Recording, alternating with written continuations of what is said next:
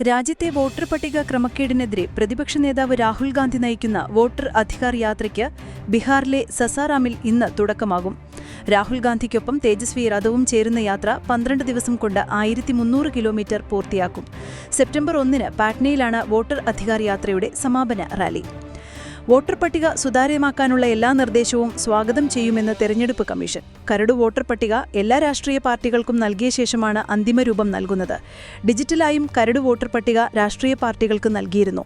ചില രാഷ്ട്രീയ പാർട്ടികൾ സമയത്ത് ഇത് പരിശോധിച്ചില്ലെന്നാണ് വ്യക്തമാകുന്നതെന്നാണ് തെരഞ്ഞെടുപ്പ് കമ്മീഷൻ പുറത്തിറക്കിയ വാർത്താക്കുറിപ്പിൽ പറയുന്നത്. അതേസമയം രാഹുൽ ഗാന്ധി ഉന്നയിച്ച ആരോപണങ്ങൾക്ക് മറുപടി പറയാനൊരുങ്ങി തെരഞ്ഞെടുപ്പ് കമ്മീഷൻ ഇന്ന് വാർത്താസമ്മേളനം വിളിക്കും. 3 മണിക്കാണ് കമ്മീഷൻ മാധ്യമങ്ങളെ കാണുക. വാർത്താസമ്മേളനത്തിൽ രാഹുൽ ഗാന്ധി ഉന്നയിച്ച ആരോപണങ്ങൾക്ക് മറുപടി നൽകിയേക്കുമെന്നാണ് വിവരങ്ങൾ. വോട്ടർ പട്ടിക സുതാര്യമാക്കാനുള്ള ഉത്തരവാദിത്തം തെരഞ്ഞെടുപ്പ് കമ്മീഷനെന്നും ഇതിന്റെ ഉത്തരവാദിത്തം രാഷ്ട്രീയ പാർട്ടികളുടെ മേൽ കെട്ടിവെക്കുന്നതെന്തിനെന്നും കോൺഗ്രസ് നേതാവ് കെ.സി. വേണുഗോപാൽ. വോട്ടർ പട്ടിക സുതാര്യമാക്കാനുള്ള എല്ലാ നിർദ്ദേശവും സ്വാഗതം ചെയ്യുമെന്ന് തെരഞ്ഞെടുപ്പ് കമ്മീഷന്റെ വാർത്താക്കുറിപ്പിന് പിന്നാലെയാണ് കെ.സി. വേണുഗോപാലിന്റെ പോസ്റ്റ്. എന്തുകൊണ്ട് ഇലക്ട്രോണിക് പട്ടികയും CCTV ദൃശ്യങ്ങളും കമ്മീഷൻ നൽകുന്നില്ലെന്നും കെ.സി. വേണുഗോപാൽ പോസ്റ്റിൽ ചോദിക്കുന്നുണ്ട്. തദ്ദേശ തെരഞ്ഞെടുപ്പ് അന്തിമ വോട്ടർ പട്ടിക പ്രസിദ്ധീകരിക്കുന്നതുമായി ബന്ധപ്പെട്ട് ഈ മാസം 30 വരെ തദ്ദേശ സ്ഥാപനങ്ങൾക്ക് അവധിയില്ല. അവധി ഒഴിവാക്കി തുറന്നു പ്രവർത്തിക്കണമെന്ന് ഗ്രാമപഞ്ചായത്തുകളോടും നഗരസഭാ ഓഫീസുകളോടും സംസ്ഥാന തെരഞ്ഞെടുപ്പ് കമ്മീഷൻ നിർദ്ദേശിച്ചിട്ടുണ്ട്. ഈ മാസം 30 അന്തിമ വോട്ടർ പട്ടിക പ്രസിദ്ധീകരിക്കാനാണ് തീരുമാനിച്ചിട്ടുള്ളത്. വെള്ളാപ്പള്ളി നടേശനെതിരെ രൂക്ഷ വിമർശനവുമായി കത്തോലിക്ക Congress global director Father Philip Kaveel. Vellappally Christian Muslim വിഭാഗങ്ങൾക്കെതിരെ വിദ്വേഷ പരാമർശങ്ങൾ ആവർത്തിക്കുന്നുവെന്ന് ഫാദർ ഫിലിപ്പ് കവീൽ പറഞ്ഞു. സ്വന്തം സമുദായത്തിന്റെ ആവശ്യങ്ങൾ പറയാമെങ്കിലും മറ്റു സമുദായങ്ങളെ അവഹേളിക്കരുതെന്നും നിരന്തരം ഇത്തരം പരാമർശങ്ങൾ ആവർത്തിച്ചിട്ടും സർക്കാർ നടപടിയെടുക്കാത്തത് എന്താണെന്നും ഫാദർ ഫിലിപ്പ് കവീൽ പറഞ്ഞു. തുടർച്ചയായി വർഗീയ പരാമർശം നടത്തുന്ന വെള്ളാപ്പള്ളി നടേശനെ വീണ്ടും വിമർശിച്ച് പ്രതിപക്ഷ നേതാവ് വി ഡി സതീശൻ. ജനങ്ങളെ തമ്മിലടിപ്പിക്കാനാണ് വെള്ളാപ്പള്ളിയുടെ ശ്രമം. സംഘപരിവാറിന്റെ നാവായി വെള്ളാപ്പള്ളി നടേശൻ മാറുന്നുവെന്നും പ്രത്യക്ഷത്തിൽ വെള്ളാപ്പള്ളിയും പരോക്ഷമായി CPIM-ഉം സംഘപരിവാർ അജണ്ട നടപ്പാക്കുന്നുവെന്നും വി ഡി സതീശൻ വിമർശിച്ചു. കേരളത്തിലെ ജനങ്ങളെ തമ്മിൽ ഭിന്നിപ്പിക്കാനുള്ള ശ്രമം ആരു നടത്തിയാലും UDF എതിർക്കുമെന്നും സതീശൻ വ്യക്തമാക്കി. CPM-നെതിരെ ആരോപണങ്ങളുമായി സീറോ മലബാർ സഭ. ആർച്ച് ബിഷപ്പ് ജോസഫ് പാംബ്ലാനിയെ ഒറ്റപ്പെടുത്തുന്ന നടപടി അപലനീയമാണെന്നും CPM സംസ്ഥാന സെക്രട്ടറിയുടെ പ്രസ്താവന നിരുത്തരവാദപരവും തെറ്റിദ്ധാരണ ഉണ്ടാക്കുന്നതും അസ്വസ്ഥത ജനിപ്പിക്കുന്നതുമാണെന്നും സീറോ മലബാർ സഭ പുറത്തിറക്കിയ പ്രസ്താവനയിൽ പറഞ്ഞു. CPM സംസ്ഥാന സെക്രട്ടറി അടക്കമുള്ളവർ നടത്തുന്ന പ്രസ്താവനകളിലാണ് സഭ പ്രതിഷേധം അറിയിച്ചത്. ബാങ്കുവിളികളിൽ അമിത ശബ്ദം ഒഴിവാക്കണമെന്ന് SYS general secretary AP Abdul Hakeem Azhari. ദിക്ർ ആയാലും ബാങ്കുവിളിയായാലും മിതമായ ശബ്ദത്തിലാവണമെന്നും ആരാധനാകർമ്മങ്ങളിൽ അമിതമായ ശബ്ദം പാടില്ലെന്നാണ് പ്രവാചക വചനമെന്നും അദ്ദേഹം പറഞ്ഞു. മുസ്ലിങ്ങൾ മാത്രം താമസിക്കുന്ന മേഖലകളിൽ വർഷത്തിലൊരിക്കൽ നടക്കുന്ന മൗലിദിൽ ആവശ്യമെങ്കിൽ ശബ്ദം പുറത്തേക്ക് കേൾപ്പിക്കാം. എന്നാൽ അത് നിത്യമായാൽ മുസ്ലിങ്ങൾക്കും പ്രയാസമാകുമെന്നും അമുസ്ലിങ്ങൾ താമസിക്കുന്ന സ്ഥലങ്ങളിൽ പുറത്തേക്ക് കേൾപ്പിക്കരുതെന്നും അസ്ഹരി പറഞ്ഞു. അനധികൃത സ്വത്ത് സമ്പാദന കേസിൽ MR അജിത് കുമാറിന് ക്ലീൻ ചിറ്റ് നൽകിയ വിജിലൻസ് അന്വേഷണ റിപ്പോർട്ട് റദ്ദാക്കിയ വിജിലൻസ് കോടതി വിധി മുഖ്യമന്ത്രിക്കുള്ള തിരിച്ചടി എന്ന് പ്രതിപക്ഷ നേതാവ് V D Satheesan. ADGP Ajith കുമാറിനെ വഴിവിട്ട മുഖ്യമന്ത്രി സംരക്ഷിക്കുന്നുവെന്നാണ് കോടതി പരാമർശത്തിലൂടെ വ്യക്തമായതെന്നും സതീശൻ തുറന്നടിച്ചു. KM മാണിക്കെതിരെ കോടതി പരാമർശമുണ്ടായപ്പോഴുള്ള ധാർമ്മികത ഇപ്പോഴും പിണറായി ഉയർത്തിപ്പിടിക്കുന്നുണ്ടെന്നും സതീശൻ ചോദിച്ചു. കേരളത്തിൽ നടക്കുന്നത് നാഥനില്ലാ ഭരണമെന്ന് രമേശ് ചെന്നിത്തല. ഒരു വകുപ്പിനും ഉത്തരവാദികളില്ല. ആഭ്യന്തര വകുപ്പ് ആരോ അദൃശ്യനായി ഭരിക്കുകയാണെന്നും അദ്ദേഹം പറഞ്ഞു. ADGP MR അജിത് കുമാറിനെ സംരക്ഷിക്കുന്നതിനായി വിജിലൻസ് മാനുവൽ അട്ടിമറിച്ചുവെന്നും മുഖ്യമന്ത്രിക്ക് റിപ്പോർട്ട് ശരിവെക്കാനുള്ള അംഗീകാരമില്ലെന്നും വിജിലൻസ് കേസുകളിൽ കോടതിയാണ് റിപ്പോർട്ട് അംഗീകരിക്കേണ്ടതെന്നും രമേശ് ചെന്നിത്തല വാർത്താസമ്മേളനത്തിൽ പറഞ്ഞു. അർജന്റീന ഫുട്ബോൾ ടീമും നായകൻ ലയണൽ മെസ്സിയും നവംബറിൽ കേരളത്തിലെത്തുമെന്ന് ആവർത്തിച്ച് കായിക മന്ത്രി വി അബ്ദുൾ റഹ്മാൻ.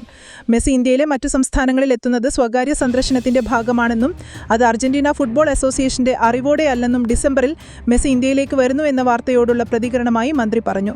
അതേസമയം സ്പെയിനിൽ പോയത് അർജന്റീന ഫുട്ബോൾ അസോസിയേഷനെ കാണാൻ വേണ്ടി മാത്രമല്ലെന്നും തിരുവനന്തപുരത്തെ സ്റ്റേഡിയം നിർമ്മാണവുമായി ബന്ധപ്പെട്ട് സ്പെയിനിലെ സ്പോർട്സ് കൗൺസിലുമായി ചർച്ച നടത്തിയെന്നും മന്ത്രി പറഞ്ഞു. പാലക്കാട് CPM-ൽ കൂട്ടരാജി. CPM പാലക്കാട് വല്ലപ്പുഴ ലോക്കൽ കമ്മിറ്റിയിലാണ് നേതാക്കളുടെ കൂട്ടരാജി. ലോക്കൽ കമ്മിറ്റി സെക്രട്ടറിയും 4 അംഗങ്ങളും രാജി പ്രഖ്യാപിച്ച് ലോക്കൽ കമ്മിറ്റി യോഗത്തിൽ നിന്ന് ഇറങ്ങിപ്പോയി.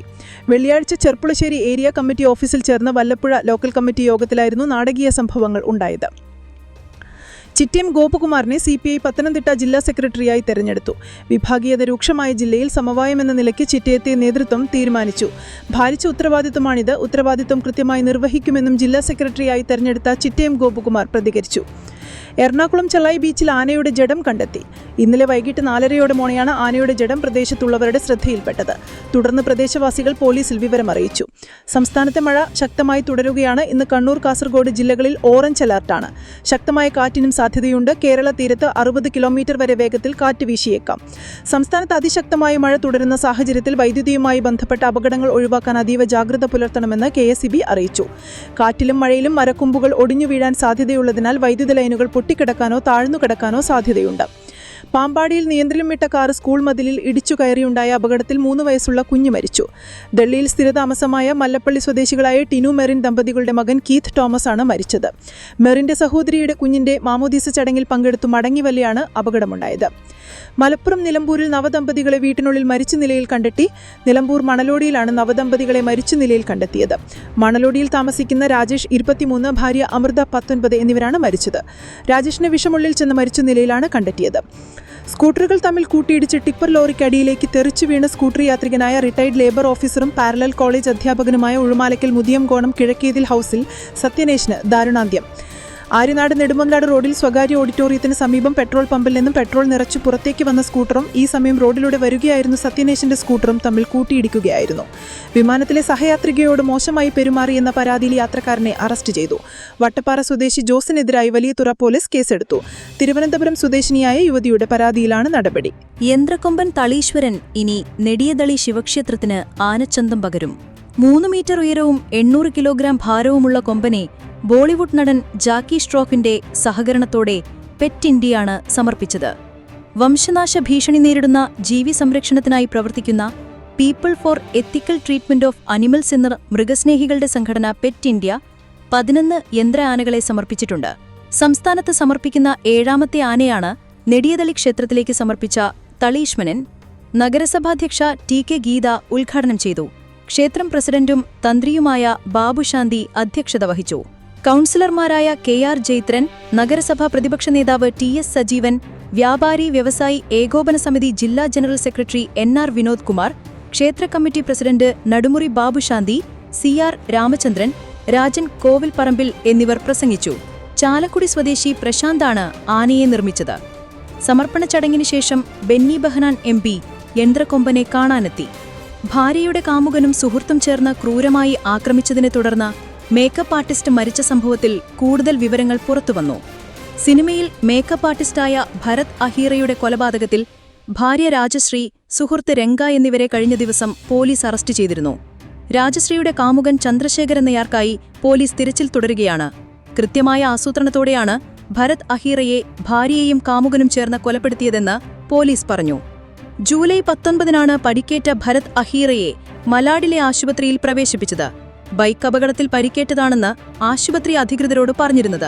എന്നാൽ പോലീസ് ആശുപത്രിയിലെത്തി അന്വേഷിച്ചപ്പോൾ ബൈക്ക് അപകടമാണെന്ന് ഭരതും മൊഴി നൽകി.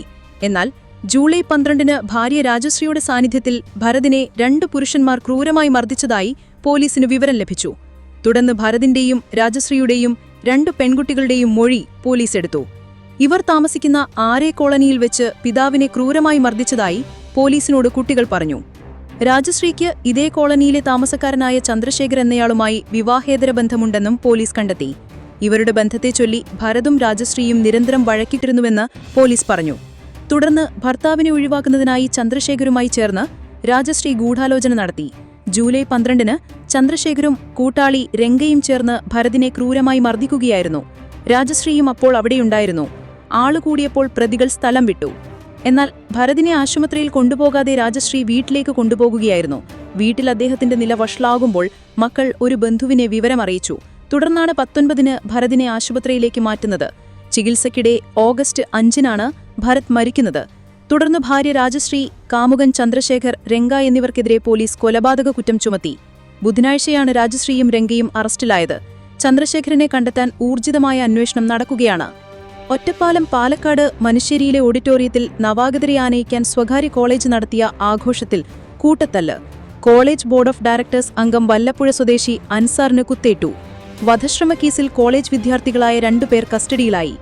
അൻസാറിനെ ആക്രമിച്ചത് പുറത്തുനിന്നെത്തിയ യുവാവാണെന്നും ഇയാളെ കണ്ടെത്താൻ അന്വേഷണം ഊർജിതമാക്കിയതായും പോലീസ് അറിയിച്ചു. ആഘോഷത്തിനിടെ ബൈക്ക് റേസ് ചെയ്തതിനെ ചൊല്ലിയായിരുന്നു ആദ്യം ഇരു വിഭാഗങ്ങളും തമ്മിൽ തർക്കവും കയ്യാങ്കളിയും. ഇതിനിടെ ചില വിദ്യാർത്ഥികൾ പുറത്തുനിന്നുള്ളവരെ വിളിച്ചുവരുത്തി. കത്തിയുമായി പുറത്തുനിന്ന് യുവാവ് എത്തിയതോടെ ഡയറക്ടർ ബോർഡംഗം അൻസാറും അധ്യാപകരും ഇടപെട്ടു. ഇതിനിടെയാണ് അൻസാറിന്റെ തലയ്ക്ക് കുത്തേറ്റത്. മറ്റു ചില അധ്യാപകർക്കും മർദ്ദനമേറ്റു. പരിക്കേറ്റയാളെ വാണിയംകുളത്തെ സ്വകാര്യ ആശുപത്രിയിൽ ചികിത്സയ്ക്ക് വിധേയമാക്കി. കേസിൽ വിദ്യാർത്ഥികളായ ഹിരൺ 20 വയസ്സും വിഷ്ണുരാജ് 21 വയസ്സുമാണ് കസ്റ്റഡിയിലായത്. വിഷാദരോഗത്തിന് വൈദ്യസഹായം നൽകുന്നതിനു പകരം ബാധ ഒഴിപ്പിക്കലിന് വിധേയയാക്കിയെന്ന ആരോപണവുമായി ചൈനീസ് നടി Zhao Lusi. Tianjin Galaxy Cool Entertainment Culture Media Company Limited എന്ന ടാലന്റ് ഏജൻസിക്കെതിരെയാണ് നടിയുടെ ആരോപണം. വിഷാദരോഗത്തിന് ആശുപത്രിയിലേക്ക് കൊണ്ടുപോകുന്നതിനു പകരം തന്നെ ഒരു ഹോട്ടൽ മുറിയിൽ പൂട്ടിയിട്ട് ബാധ ഒഴിപ്പിക്കലിന് വിധേയയാക്കിയെന്ന് ഷാവോ ആരോപിച്ചു. വെളിപ്പെടുത്തലിന്റെ വീഡിയോ സമൂഹമാധ്യമങ്ങളിൽ വൈറലാവുകയായിരുന്നു. എനിക്ക് അസുഖമായിരുന്നു. ഡോക്ടറെ അടുത്ത് കൊണ്ടുപോകുന്നതിനു പകരം അവർ എന്നെ ഹോട്ടലിൽ പൂട്ടിയിട്ടു. ആരുടെയോ ശാപമേറ്റിട്ടുണ്ടെന്ന് പറഞ്ഞ് ഒരാളെ വിളിപ്പിച്ച് ബാധ ഒഴിപ്പിക്കുകയായിരുന്നു എന്ന് ഷാവോ വീഡിയോയിൽ പറഞ്ഞു. കഴിഞ്ഞ ഡിസംബറിലാണ് സംഭവം.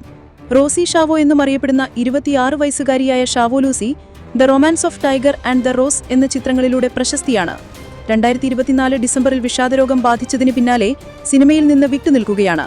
കരാർ ലംഘിച്ചതിന് 2 ദശലക്ഷം യുവാൻ നഷ്ടപരിഹാരം നൽകാൻ നിർബന്ധിതയായതായി ഷാവോ ഈ മാസം 2-ന് സമൂഹമാധ്യമത്തിൽ പോസ്റ്റ് ചെയ്തിരുന്നു.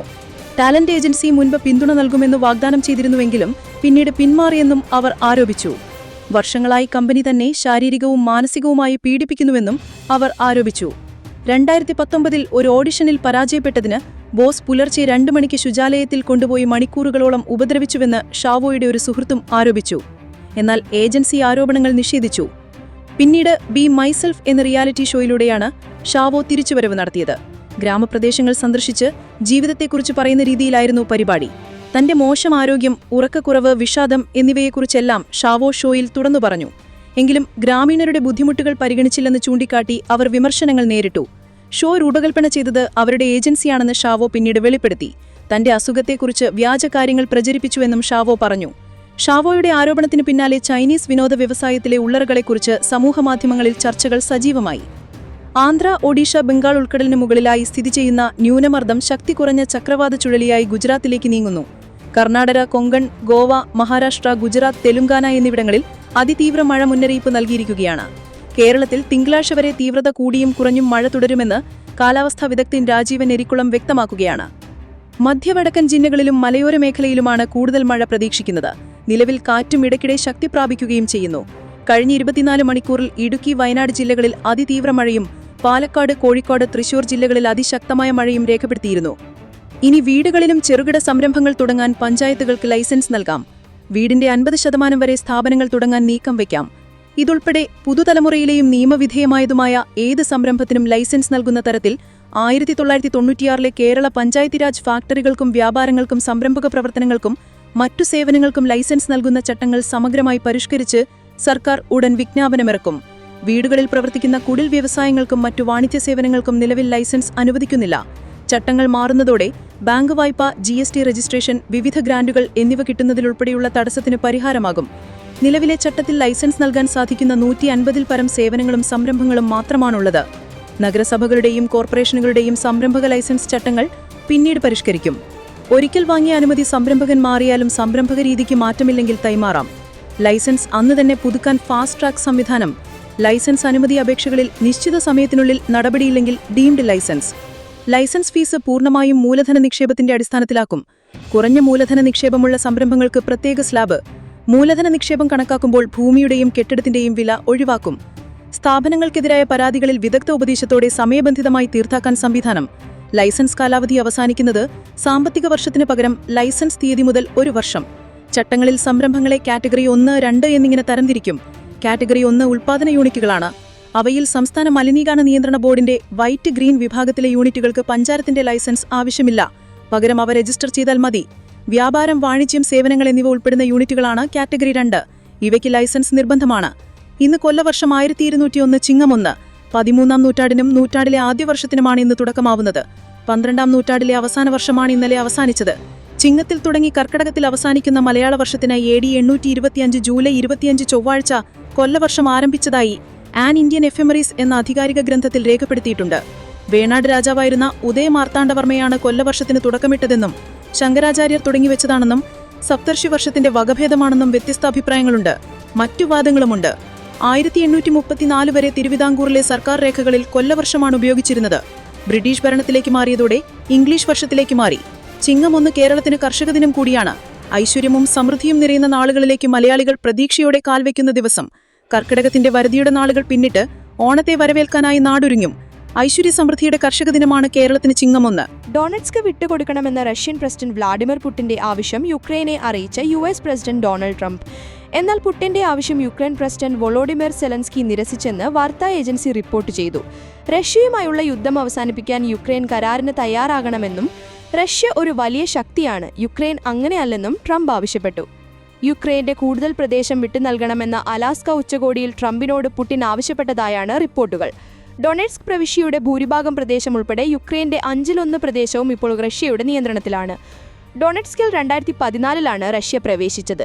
മോസ്കോയുടെ പ്രധാന ലക്ഷ്യങ്ങളിലൊന്നായ വ്യാവസായിക മേഖലയായ ഡൊണറ്റ്സ്ക് റഷ്യയ്ക്ക് വിട്ടുനൽകാൻ തയ്യാറായാൽ മറ്റു പ്രദേശങ്ങളിലെ മുന്നേറ്റം മരവിപ്പിക്കാൻ തയ്യാറാണെന്ന് പുടിൻ നിലപാട് സ്വീകരിച്ചതായാണ് സൂചന. തീരുവ വർധനയ്ക്കു പിന്നാലെ നിലനിൽക്കുന്ന സാമ്പത്തിക സംഘർഷത്തിന്റെ സാഹചര്യത്തിൽ വ്യാപാര ചർച്ചകൾക്കുള്ള US സംഘത്തിന്റെ ഇന്ത്യ സന്ദർശനം മാറ്റിവെച്ചതായി report.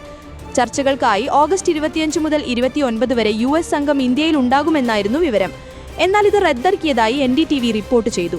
US president Donald Trump മുൻപ് ഏർപ്പെടുത്തിയ 25% തീരുവയ്ക്ക് പുറമെ റഷ്യൻ എണ്ണ ഇറക്കുമതിക്ക് ഇന്ത്യൻ ഉൽപ്പന്നങ്ങൾക്ക് 25% ലെവി ഏർപ്പെടുത്തുമെന്നും പ്രഖ്യാപിച്ച സാഹചര്യത്തിൽ ഇന്ത്യ-US ഉഭയകക്ഷി വ്യാപാര കരാറിനെക്കുറിച്ചുള്ള ചർച്ചകൾ നിർണായകമാണ്. കാർഷിക ക്ഷീരവിപണിയിൽ കൂടുതൽ ഇടം വേണമെന്ന USന്റെ നിർബന്ധമാണ് കരാറിലെ പ്രധാന തടസ്സങ്ങളിലൊന്ന്. ചെറുകിട കർഷകരുടെ ഉപജീവന മാർഗത്തെ ബാധിക്കുന്നതിനാൽ ഇത് അംഗീകരിക്കാൻ കഴിയില്ലെന്ന് ഇന്ത്യ അറിയിച്ചു.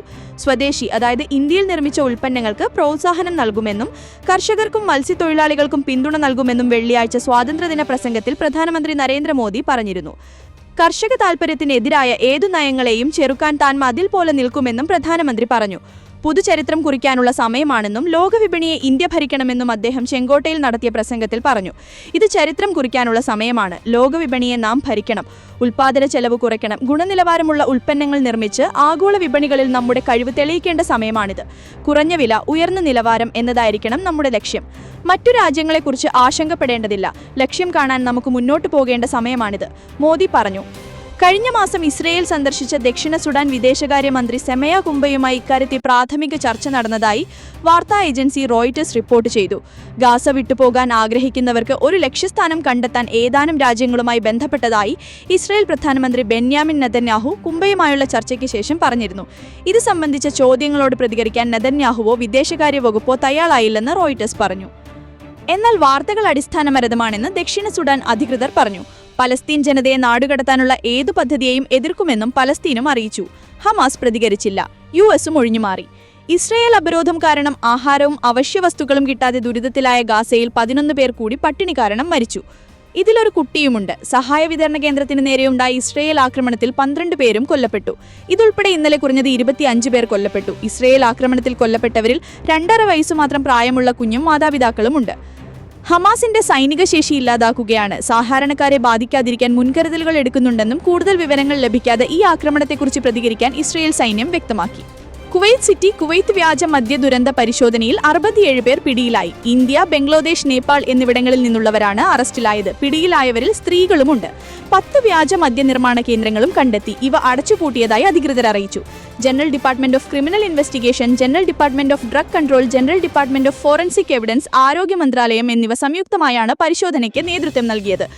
വ്യാജമദ്യ ദുരന്തത്തിൽ കണ്ണൂർ ഇരിനാവിലെ പൊങ്കാരൻ സജിൻ 31 ഉൾപ്പെടെ 13 പേർ മരിച്ചിരുന്നു. മറ്റ് 5 മലയാളികൾ ഉൾപ്പെടെ 10 ഇന്ത്യക്കാർ മരിച്ചതായി സൂചനയുണ്ടെങ്കിലും കുവൈത്ത് അധികൃതരോ ഇന്ത്യൻ എംബസിയോ ഇവരുടെ പേര് വിവരങ്ങൾ വെളിപ്പെടുത്തിയിട്ടില്ല. 63 പേർ ചികിത്സ തേടിയതായി ആരോഗ്യ മന്ത്രാലയം വ്യക്തമാക്കി. ഇവരിൽ 21 പേർക്ക് കാഴ്ച നഷ്ടപ്പെട്ടു. ചികിത്സയിൽ കഴിയുന്നവരിൽ ചിലരുടെ നില അതീവ ഗുരുതരമാണ്.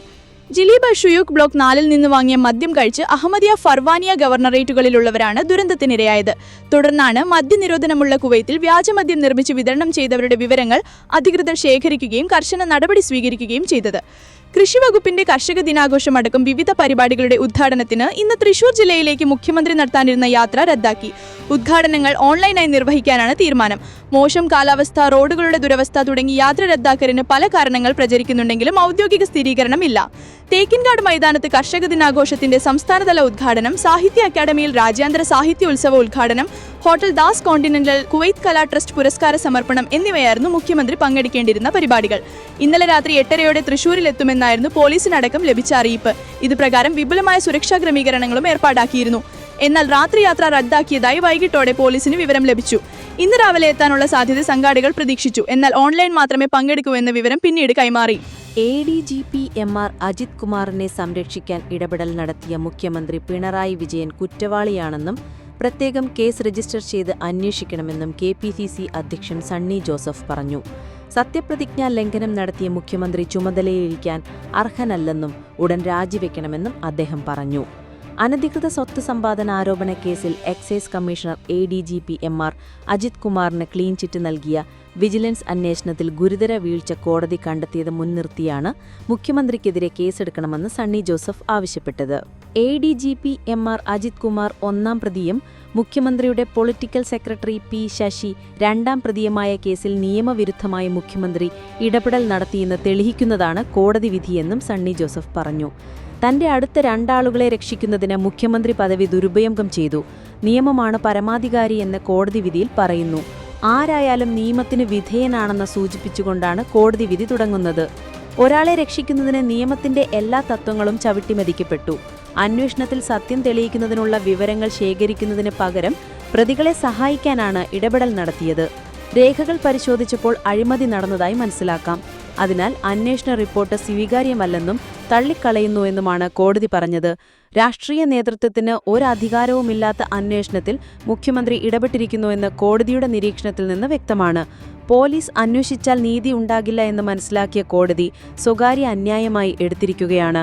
RSSുമായുള്ള മുഖ്യമന്ത്രിയുടെ ഇടപാടിന് അജിത് കുമാറാണ് പാലം.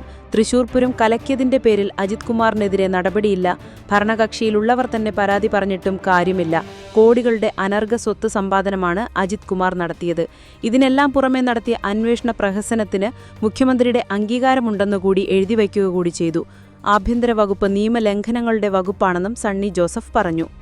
ADM K നവീൻ ബാബുവിന്റെ മരണത്തിൽ തുടരന്വേഷണം ആവശ്യപ്പെട്ട് ഭാര്യ Manjusha Kannur judicial 1-ാം class magistrate കോടതിയിൽ നൽകിയ ഹർജി തള്ളണമെന്നാവശ്യപ്പെട്ട് പോലീസ് റിപ്പോർട്ട് നൽകി. കേസിന്റെ അന്വേഷണ പരിധിയിൽ വരുന്ന മുഴുവൻ കാര്യങ്ങളും സമഗ്രമായി പരിശോധിച്ച് അന്വേഷണം നടത്തുകയും കേസിലെ പ്രതി കുറ്റക്കാരിയാണെന്ന് കണ്ടെത്തുകയും ചെയ്തതാണ്. കേസ് അന്വേഷണം CBIക്ക് കൈമാറണമെന്നാവശ്യപ്പെട്ട ഹർജി ഹൈക്കോടതിയും സുപ്രീം കോടതിയും തള്ളുകയും അന്വേഷണം ശരിയായ രീതിയിലാണെന്ന് അഭിപ്രായപ്പെട്ടതുമാണ്. ഇതിനാൽ നിയമപരമായും വസ്തുതാപരമായും നിലനിൽക്കാത്ത ഹർജി തള്ളിക്കളയണമെന്നാണ് അന്വേഷണ ഉദ്യോഗസ്ഥൻ Kannur town police inspector Sreejith Kodere സമർപ്പിച്ച റിപ്പോർട്ടിൽ പറയുന്നത്. കേസ് പരിഗണിക്കുന്നത് 23-ലേക്ക് മാറ്റി.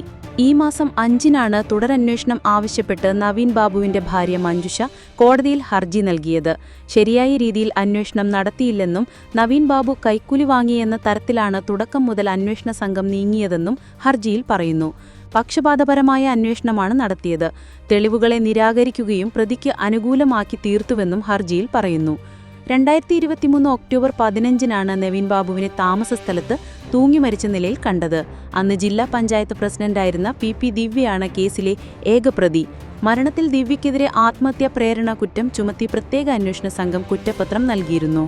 നവദമ്പതികളായ രാജേഷും അമൃത കൃഷ്ണയും ആത്മഹത്യ ചെയ്തത് നിസാര തർക്കങ്ങൾക്ക് തുടർന്നാണെന്ന് സൂചന. നിലമ്പൂർ മണലോടി കറുത്തെടുത്ത് നടരാജന്റെയും സത്യഭാമയുടെയും മകനാണ് രാജേഷ്.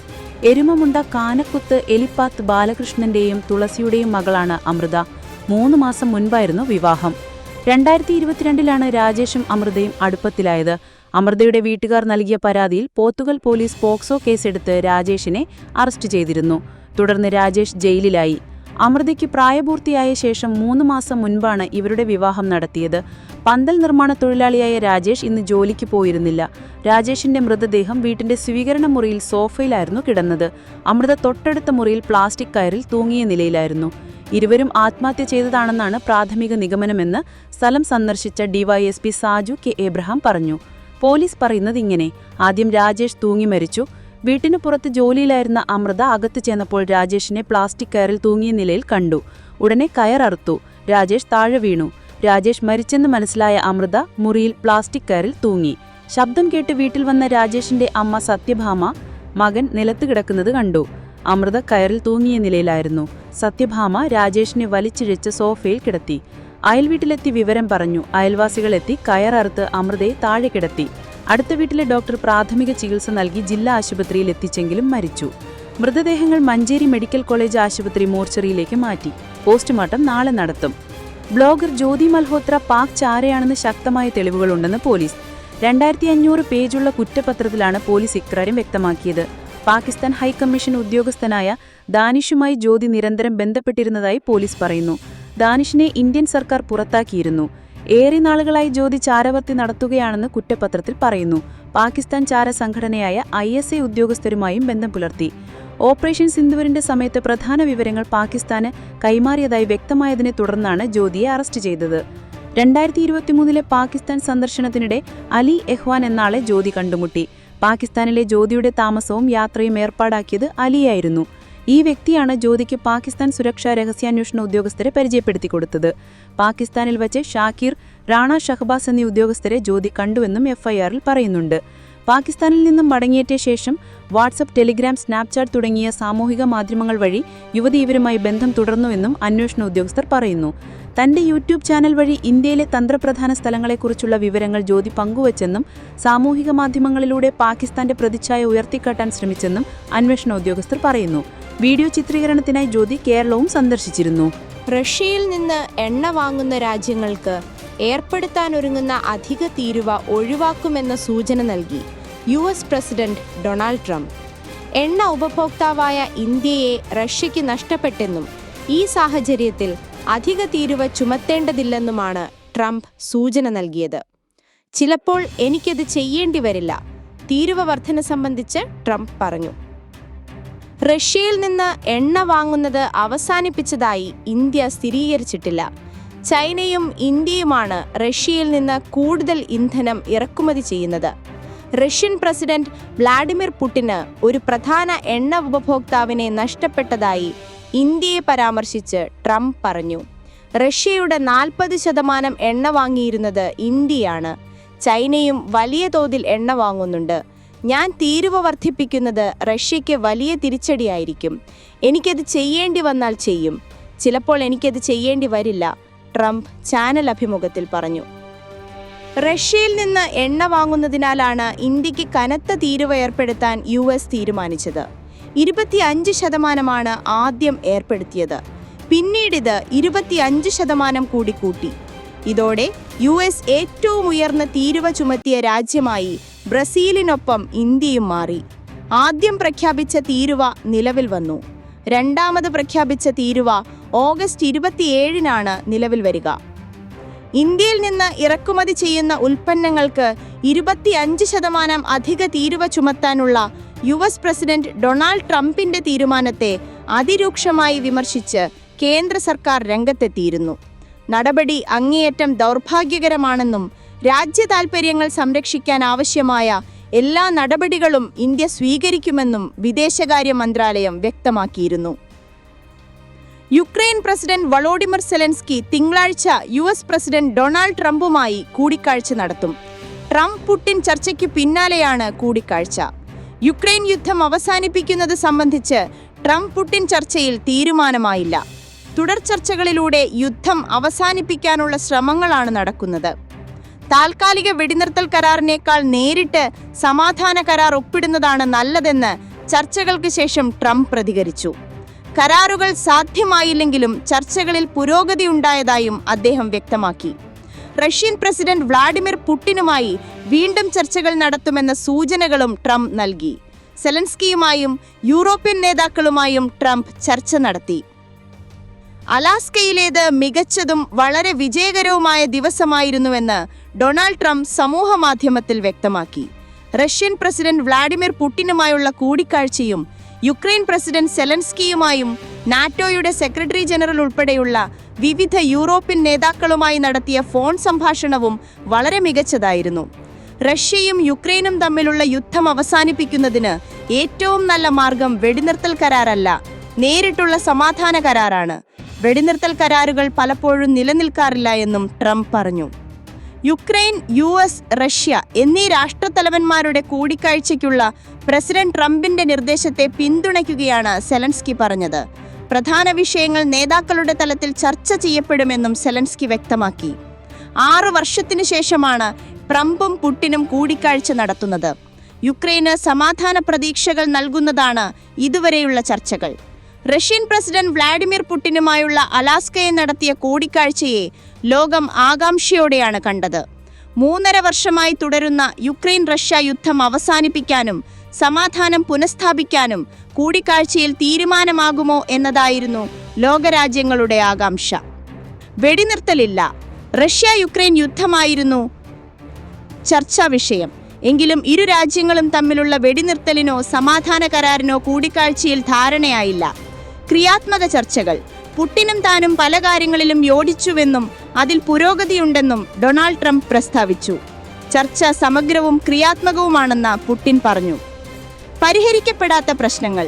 പല കാര്യങ്ങളിലും യോജിപ്പുണ്ടെങ്കിലും പരിഹരിക്കപ്പെടാത്ത പ്രശ്നങ്ങളും ഉണ്ടെന്ന് ഡൊണാൾഡ് ട്രംപ് പറഞ്ഞു. അതേസമയം പ്രശ്നങ്ങൾ എന്തൊക്കെയാണെന്ന് വിശദീകരിച്ചില്ല. പുടിന്റെ നിലപാട്. സമാധാന ശ്രമങ്ങൾക്ക് മുൻപ് സംഘർഷത്തിന്റെ മൂലകാരണങ്ങൾ ഉൾപ്പെടെയുള്ള റഷ്യയുടെ ആശങ്കകൾ പരിഹരിക്കപ്പെടണമെന്ന് പുടിൻ ആവർത്തിച്ചു. യുക്രൈന്റെ അഭാവം. യുക്രൈൻ പ്രസിഡന്റ് വൊളോഡിമിർ സെലൻസ്കി ഉച്ചകോടിയിൽ പങ്കെടുത്തില്ല. ഇത് യുക്രൈന്റെ സമ്മതമില്ലാതെ കരാറുകൾ ഉണ്ടാക്കുന്നതിനെക്കുറിച്ചുള്ള ആശങ്കകൾ ഉയർത്തിയ കീവിന്റെയും സഖ്യകക്ഷികളുടെയും വിമർശനത്തിന് കാരണമായി. കൂടിക്കാഴ്ചയിലെ വിവരങ്ങൾ സെലൻസ്കിയെയും യൂറോപ്യൻ നേതാക്കളെയും ഞാൻ അറിയിക്കുമെന്ന് ഡൊണാൾഡ് ട്രംപ് പറഞ്ഞു. ഭാവി കൂടിക്കാഴ്ചകൾ. ട്രംപുമായുള്ള അടുത്ത കൂടിക്കാഴ്ച മോസ്കോയിൽ നടത്താമെന്ന് നിർദ്ദേശിച്ച പുടിൻ അതിനായി ട്രംപിനെ ക്ഷണിക്കുകയും ചെയ്തു. ട്രംപിന്റെ മറുപടിയും അനുകൂലമായിരുന്നു. ചർച്ചകൾ നല്ല ഫലങ്ങൾ നൽകുകയാണെങ്കിൽ അലാസ്കയിൽ ഒരു ത്രികക്ഷി കൂടിക്കാഴ്ചയ്ക്ക് സെലൻസ്കിയെ ക്ഷണിക്കാമെന്നും ട്രംപ് സൂചന നൽകി. സംയുക്ത വാർത്താ സമ്മേളനം. കൂടിക്കാഴ്ചയ്ക്ക് ശേഷം നേതാക്കൾ സംയുക്ത വാർത്താ സമ്മേളനം നടത്തിയെങ്കിലും മാധ്യമപ്രവർത്തകരുടെ ചോദ്യങ്ങളൊന്നും പരിഗണിച്ചില്ല. കാര്യമായ വിശദീകരണങ്ങളും ഉണ്ടായില്ല. US റഷ്യ ബന്ധം. ശീതയുദ്ധകാലത്തിനു ശേഷം ഏറ്റവും മോശം അവസ്ഥയിലാണ് ഇപ്പോൾ USഉം റഷ്യയും തമ്മിലുള്ള ബന്ധം എന്ന് പറഞ്ഞ പുടിൻ അത് മികച്ചതാകുമെന്ന പ്രതീക്ഷയും പങ്കുവച്ചു. RSSനെ മഹത്വവൽക്കരിക്കാൻ സ്വാതന്ത്ര്യദിന പ്രസംഗത്തെ പ്രധാനമന്ത്രി നരേന്ദ്രമോദി ഉപയോഗിച്ചുവെന്ന് മുഖ്യമന്ത്രി പിണറായി വിജയൻ. ഗാന്ധിവധത്തെ തുടർന്ന് നിരോധിക്കപ്പെട്ട RSSനും വധഗൂഢാലോചനയിൽ വിചാരണ നേരിട്ട VD സവർക്കറിനും സ്വാതന്ത്ര്യത്തിന്റെ പിതൃത്വം ചാർത്തിക്കൊടുക്കാനുള്ള ശ്രമം ചരിത്ര നിഷേധമാണെന്ന്. ബ്രിട്ടീഷുകാർക്ക് പാദസേവ ചെയ്തവരെ മഹത്വവൽക്കരിക്കാൻ സ്വാതന്ത്ര്യദിനം തന്നെ തിരഞ്ഞെടുത്തത് സ്വാതന്ത്ര്യ സമരത്തെ അപമാനിക്കാനാണെന്നും അദ്ദേഹം പറഞ്ഞു. കേന്ദ്ര പെട്രോളിയം മന്ത്രാലയത്തിന്റെ സ്വാതന്ത്ര്യദിനാശംസാ കാർഡിൽ ഗാന്ധിജിക്ക് മുകളിൽ VD സവർക്കറെ പ്രതിഷ്ഠിച്ചത് കൂട്ടിവായിക്കുമ്പോൾ വ്യാപുലമായ ഗൂഢാലോചനയുടെ ഭാഗമാണിതൊക്കെയെന്നാണ് തെളിയുന്നത്. സ്വാതന്ത്ര്യ സമര ചരിത്രത്തെ ഭയപ്പെടുന്നവരുടെ വെപ്രാളമാണ് പ്രകടമാകുന്നത്. ജാതി മത വേഷ ഭാഷ വ്യത്യാസങ്ങൾക്കതീതമായി ഇന്ത്യക്കാർ ഒന്നിച്ചാണ് സ്വാതന്ത്ര്യ സമരത്തിൽ അണിനിരുന്നത്. ഒട്ടുകാരുടെ വേഷമായിരുന്നു അന്ന് RSSന്. നാനാത്വത്തിൽ ഏകത്വം ഉയർത്തിപ്പിടിക്കുന്ന ഇന്ത്യൻ ദേശീയതയ്ക്ക് പകരം ബഹുജന വർഗീയതയിലൂന്നിയ ഹിന്ദുത്വ ദേശീയതയാണ് അവർ ഉയർത്തിപ്പിടിച്ചത്. സ്വാതന്ത്ര്യ സമര ഘട്ടങ്ങളിലാകെ അതിനോട് പിന്തിരിഞ്ഞു നിന്ന RSS ദേശീയ പ്രസ്ഥാനത്തിൽ തങ്ങൾക്കും പങ്കുണ്ടെന്ന് സ്ഥാപിച്ചെടുക്കാനുള്ള ശ്രമങ്ങളാണ് നടത്തുന്നത്.